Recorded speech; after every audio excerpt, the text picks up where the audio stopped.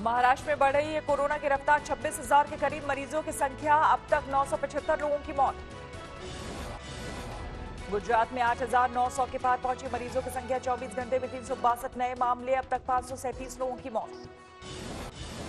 तमिलनाडु में पिछले 24 घंटे में सामने आए 716 नए मामले, 8700 के पार है कुल मरीजों की संख्या।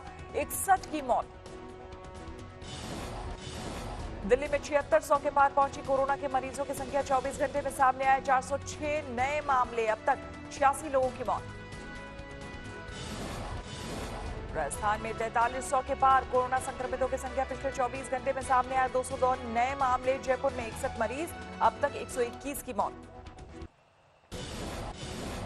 मध्य प्रदेश में भी कोरोना की तेज रफ्तार। कुल केस 4200 के करीब, एक दिन में 187 नए केस। केरल से राहत भरी खबर। कोरोना के 524 केस, लेकिन इनमें से करीब 500 मरीजों को मिल चुकी है छुट्टी। यूपी में कुल केस 3700 के पार, अब तक कोरोना के 86 की ले ली जान। 116 नए मामले। पश्चिम बंगाल में 2200 कोरोना मरीज, 198 की अब तक मौत। पीएम केयर्स फंड से प्रवासी मजदूरों के लिए जारी होंगे 1000 करोड़। वेंटिलेटर्स के लिए मिलेंगे 2000 करोड़। वित्त मंत्री ने खोला राहत पैकेज का पिटारा। टीडीएस कटौती में 25% की राहत। 30 नवंबर होगी आयकर रिटर्न भरने की अंतिम तारीख। 15,000 से कम वेतन वाले कर्मचारियों को राहत। अगले 3 महीने तक सरकार करेगी कर्मचारी और नियोक्ता के हिस्से का भुगतान।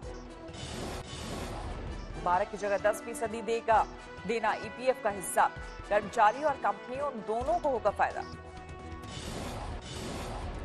सूक्ष्म, लघु और मध्यम उद्योगों के लिए बड़ा ऐलान। 45 लाख एमएसएमई इकाइयों को दिया जाएगा बिना गारंटी वाला लोन।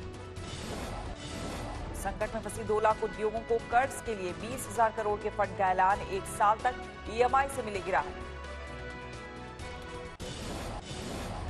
ग्लोबल टेंडर नहीं माना जाएगा। 200 करोड़ तक का टेंडर, सिर्फ देसी कंपनियों को ही मिलेगी टेंडर भरने की इजाजत।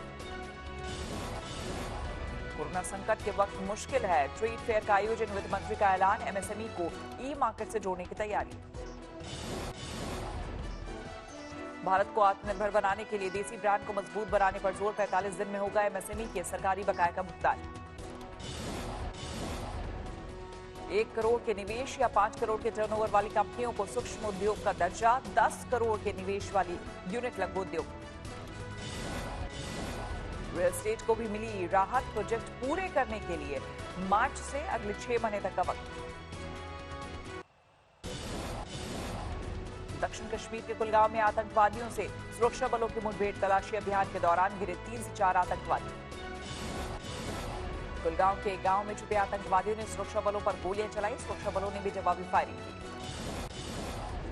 हाल में शुरू की गई एसी स्पेशल ट्रेनों के लिए रेलवे ने कुछ नियम बदले। अब वेटिंग टिकट भी मिलेगा।